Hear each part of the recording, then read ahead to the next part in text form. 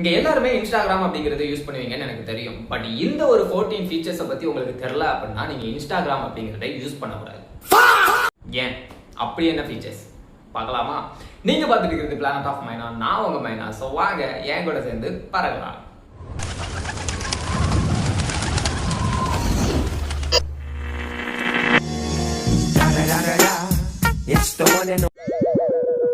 இன்ஸ்டாகிராம்ல மோஸ்ட்லி வந்து இந்த லைக் போறது, கமெண்ட்ஸ் போறதெல்லாம் வச்சு நம்மள ஜட்ஜ் பண்ணிட்டு இருக்காங்க. கரெக்ட்டா சொன்னீங்க.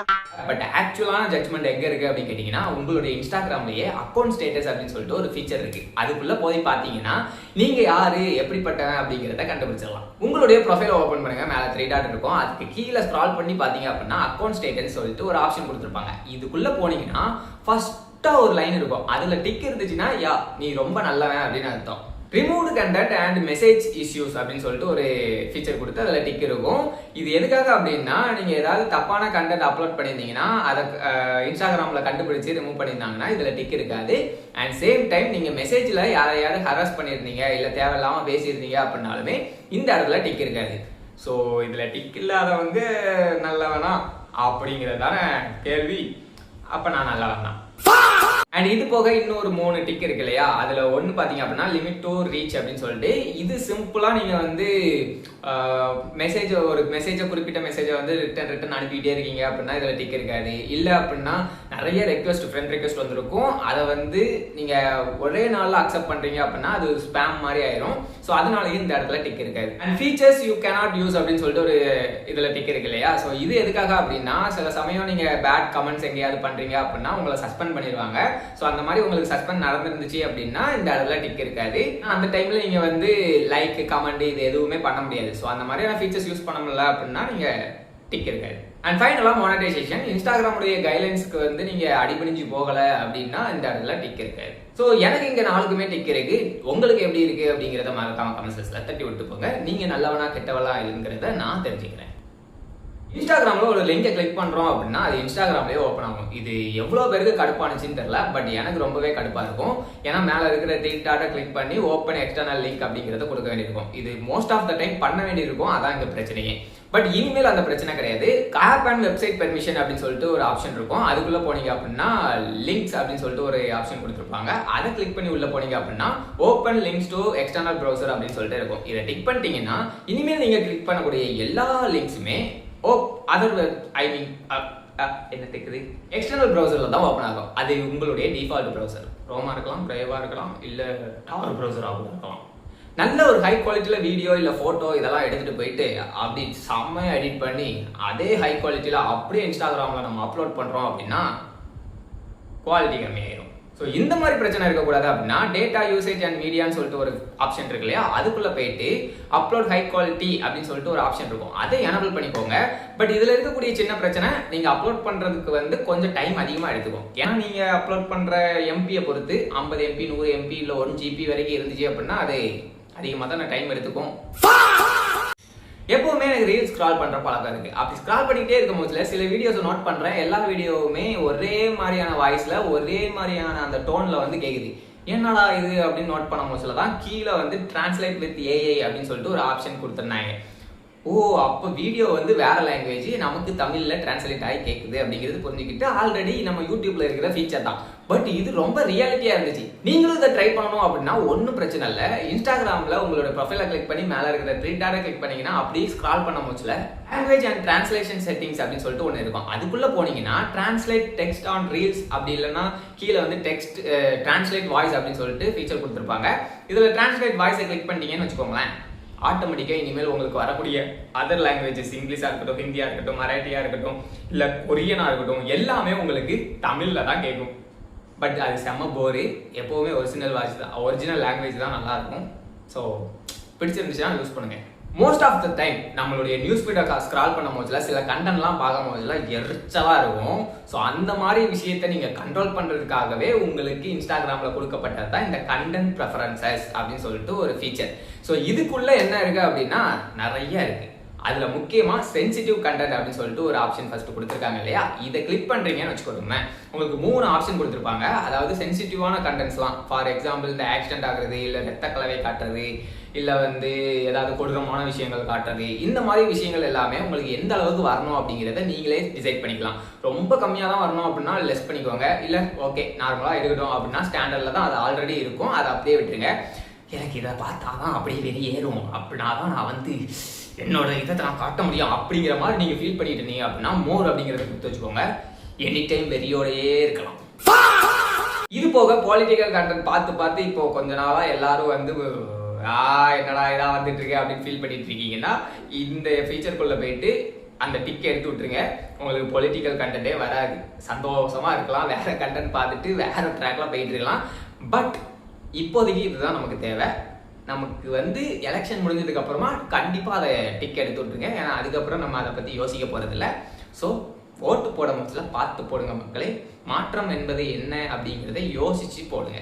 ஓகே, இதுலயே நீங்க குறிப்பிட்ட ஹேஷ்டேக்ல வரக்கூடிய அந்த போட்டோஸ் வீடியோஸ் எல்லாம் பாத்தீங்க அப்படின்னா நீங்க ஹைட் பண்ணி வச்சுக்கலாம். ஸோ அதுக்கான ஹேஷ்டேக்கை மட்டும் இதை என்டர் பண்ணி கொடுத்துட்டீங்க அப்படின்னா அதுல வரக்கூடிய அந்த வீடியோஸ் இதெல்லாம் வந்து நீங்க ஹைட் பண்ணி வச்சுக்கலாம். முக்கியமா இதுல ஸ்னூஸ் சஜஸ்டட் போஸ்ட் அப்படின்னு சொல்லிட்டு ஒரு ஃபீச்சர் கொடுத்துருக்காங்க இல்லையா, இதை எனபிள் பண்றது மூலமா உங்களுடைய ஹோம் ஃபீட் இருக்கு இல்லையா, அதுல வரக்கூடிய சஜஸ்டட் போஸ்ட் எல்லாத்தையுமே ஒரு 30 நாளைக்கு ரிமூவ் பண்ணி விட்டுருவாங்க. அப்ப அதுல என்ன வரும் அப்படின்னு கேட்டீங்கன்னா, நீங்க யாரெல்லாம் ஃபாலோ பண்ணிருக்கீங்களோ அவங்க என்னெல்லாம் போஸ்ட் போடுறாங்களோ அது மட்டும்தான் வரும். அதை தவிர்த்து எந்த ஒரு போஸ்ட்டுமே உங்களுக்கு வந்து அங்க வராது. இதை கண்டிப்பா எனபிள் பண்ணி யூஸ் பண்ணி பாருங்க, ரொம்பவே நல்லா இருக்கும். ஏன்னா அப்பனாதான் நீங்க வந்து சர்ச் பண்ணி பாக்குறதா இருக்கட்டும், இல்ல சர்ச் ஆப்ஷன்ல உள்ள இருக்கக்கூடிய அந்த வீடியோஸ் பாக்குறதா இருக்கட்டும், அதெல்லாம் பார்க்க ஆரம்பிப்பீங்க. இன்னும் நிறைய நாலேஜ் வந்து கேதர் ஆகும். அதை விட்டுட்டு நீங்க நியூஸ் ஃபீல்ட்ல சும்மா ஸ்க்ரால் பண்றதுல வர்றது எல்லாத்தையுமே பார்த்துட்டு இருந்தீங்க அப்படின்னா இங்க நீங்க என்ன பார்க்கணும்னு டிசைட் பண்ணிருக்கோ அதை மட்டும் தான் பார்ப்பீங்க. ஸோ கண்டிப்பா அதை ட்ரை பண்ணி பாருங்க. எல்லாருக்குமே இன்ஸ்டாகிராம்ல இருக்கக்கூடிய மிகப்பெரிய வெறுப்பு என்னன்னா, நான் ஏதாவது சில இதை லைக் பண்ணியிருந்தேன் அதே எனக்கு திரும்ப திரும்ப வருது அப்படிங்கிறது தான். நான்லாம் வந்து லவ் ஃபெயிலியர் ஆன டைம்ல வந்து பாத்தீங்க அப்படின்னா ஏதோ தெரியாதனமா நான் பண்றதுதான் கரெக்டுங்கிற மாதிரி சில சஜஸ்டட் ஃபீல்லாம் வந்துச்சு. எல்லாத்தையும் லைக் பண்ணி விட்டேன். அவன் ஃபுல்லா அதையே அனுப்பி ஆளை வெறுக்க வச்சு கடைசியில பாத்தீங்க அப்படின்னா என்னையும் டிப்ரெஷன் ஆக்கி எங்கேயோ கொண்டு போயிட்டான். ஸோ ஃபைனலாக இந்த ரீசெட் கண்டென்ட் ப்ரெஃபரன்சஸ் அதை கொடுத்ததுக்கு அப்புறமா தான் அகெயின் எனக்கு என்ன பிடிக்குமோ அதை லைக் பண்ணி அந்த ஃபீடையே நான் மொத்தமாக மாற்றி வச்சேன். ஸோ அதே மாதிரி நீங்களும் இந்த வீக்லி 1 டைமாவது பார்த்தீங்க அப்படின்னா கண்டென்ட் ரீசெட் அப்படிங்கிறத வந்து சூஸ் பண்ணி யூஸ் பண்ணுங்க. அப்படின்னாதான் நீங்க ஹெல்த்தி மைண்டடோட இருக்க முடியும். இல்லை அப்படின்னா உங்களை டிப்ரெஸ் பண்றதுக்கு வெளியில இருந்து ஆள் வர தேவையே கிடையாது. இன்ஸ்டாகிராமே போதும், உங்களை செம்மையா வச்சு செய்வோம். அண்ட் இந்த இன்ஸ்டாகிராம் செட்டிங்ஸ்லேயே பார்த்தீங்க அப்படின்னா உங்களுக்கு ஹிடன் பேட்ஸ் அப்படின்னு சொல்லிட்டு ஒரு ஃபீச்சர் கொடுத்துருப்பாங்க. இது எதுக்காக அப்படின்னா நம்ம போஸ்ட்டுக்கு நிறைய கமெண்ட்ஸ் வரும். ஆனால் சில தற்கொலைகள் பார்த்தீங்க அப்படின்னா தேவையில்லாத கமெண்ட்ஸ்லாம் வந்து போட்டுட்டு இருப்பாங்க. அதெல்லாம் பார்க்கும்போதுல செம காண்டாகும். ஸோ அப்படிப்பட்ட நேரத்தில் இந்த மாதிரி வேட்ஸ்லாம் வந்துச்சுன்னா ஆட்டோமேட்டிக்காக அது ஹைட் ஆயிடணும் அப்படிங்கிற மாதிரி கொடுத்துட்டீங்கன்னு வச்சுக்கோங்களேன், உங்களுக்கு அந்த கமெண்ட்ஸ் யாருக்குமே ஷோ ஆகாது. அந்த கமெண்ட்ஸ் ஒன்லி உங்களுக்கும் அண்ட் அந்த கமெண்ட்டை போட்டவருக்கும் மட்டும்தான் காட்டும், மற்ற யாருக்குமே காட்டாது. இதை தான் வந்து நிறைய பிராண்டா இருக்கட்டும் இல்லை நிறைய இன்ஃப்ளூயன்சர்ஸா இருக்கட்டும் யூஸ் பண்றாங்க. அதனால தான் அவங்களுடைய ஃபீட்ல போய் நீங்க பாக்குறீங்க அப்படின்னா அந்த கமெண்ட்ஸ் மட்டும் இருக்கும். அண்டு நிறைய பேர் சொல்லலாம், இப்போ டிவிகே என்டிகே இந்த மாதிரியான பொலிட்டிக்கல் இதுலையுமே பார்த்தீங்கன்னா சில கமெண்ட்ஸ் வந்து ஒன்லி அவங்களோடது மட்டுமே இருக்கும். அதுக்கு ரீசன் இதுதான். ஏன்னா அவங்க இந்த மாதிரி கமெண்ட்ஸ் வந்துச்சு அப்படின்னா அது ஹைட் ஆயிடணும், இந்த வேர்டில் வந்துச்சு அப்படின்னா அந்த கமெண்ட் ஹைட் ஆயிடணும் போட்டு வச்சிருப்பாங்க. ஸோ அதனாலேயே நீங்க கமெண்ட்ஸ்ல போய் பார்க்கும்போது ஒன்லி எந்த இதுக்கு சப்போர்ட்டோ எந்த இதுக்கு ஹேட்டோ அது மட்டும்தான் இருக்கும். நீங்க ஃபாலோ பண்ற பர்சன்ஸ்ல யார் ஃபேவரட்ஸ் அப்படிங்கிறத நீங்க சூஸ் பண்ணிக்கலாம். அது ஏன் நான் சூஸ் பண்ணி வைக்கணும் அப்படின்னு கேட்டீங்கன்னா, அவங்களுடைய போஸ்ட்டை நீங்க மிஸ் பண்ணிடக்கூடாது, அவங்க என்ன போஸ்ட் போட்டாலும் நான் ஃபர்ஸ்ட் பார்க்கணும் அப்படின்னு நீங்க நினைச்சீங்கன்னா கண்டிப்பா ஃபேவரட் அப்படிங்கிறத பண்ணி வைக்கணும். ஏன்னா ஃபேவரட் பண்ணி வைக்கிறது மூலமா அவங்க போடுற போஸ்ட் எல்லாமே உங்களுக்கு ஃபர்ஸ்ட் நியூஸ் ஃபீல்ட்ல காட்டும், அதுக்கப்புறமா தான் அடுத்தவங்களோட காட்டும். ஸோ அதனால இது கொஞ்சம் யூஸ்ஃபுல்லா இருக்கும்.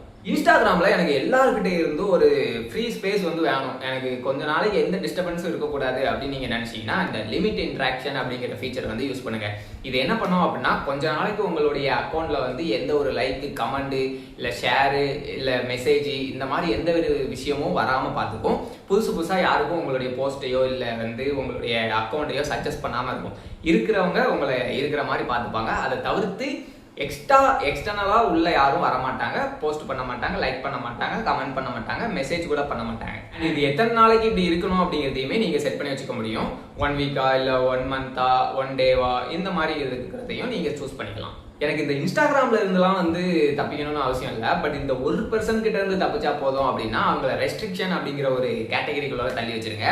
ஸோ இப்படி பண்றது மூலமா அவங்களால உங்க போஸ்ட்டுக்கு வந்து லைக், கமெண்ட்ஸ் இந்த மாதிரிலாம் பண்ண முடியாது. உங்களை எங்கேயும் மென்ஷன் பண்ண முடியாது, டேக் பண்ண முடியாது, உங்க கண்டத்தை தேவையில்லாம ரீமிக்ஸ் பண்ண முடியாது. நீங்க அவங்களுடைய மெசேஜை ரீடே பண்ணியிருந்தா கூட அவங்களுக்கு நீங்க ரீட் பண்ணிருக்கீங்க அப்படிங்கிறத காட்டாது.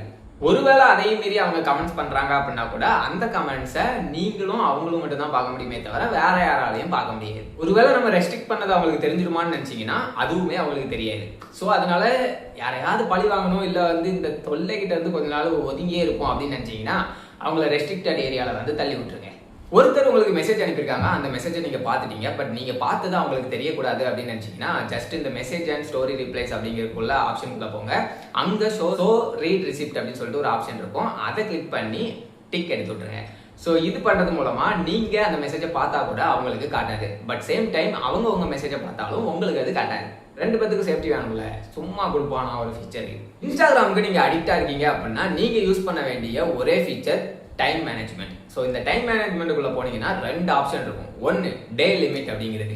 ஸோ இந்த டே லிமிட் மூலமா நீங்க எத்தனை மணி நேரம் ஒரு நாளைக்கு இன்ஸ்டாகிராம் யூஸ் பண்ணணும் அப்படிங்கிறத செட் பண்ணி வச்சுக்கலாம்.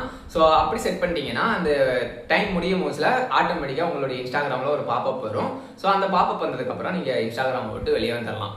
இல்ல ஸ்லீப் மோட் அப்படிங்கிறத கொடுத்துட்டீங்க அப்படின்னா ஒரு குறிப்பிட்ட டைம்ல இருந்து இன்னொரு குறிப்பிட்ட டைமை செட் பண்ணி வச்சிட்டீங்கன்னா அந்த டைமுக்குள்ள நீங்க இன்ஸ்டாகிராம்ல ஸ்லீப் மோட்ல இருப்பீங்க. ஸோ உங்களுக்கு எந்த வேற நோட்டிபிகேஷனும் வந்து உங்களுக்கு தொல்லை பண்ணாது.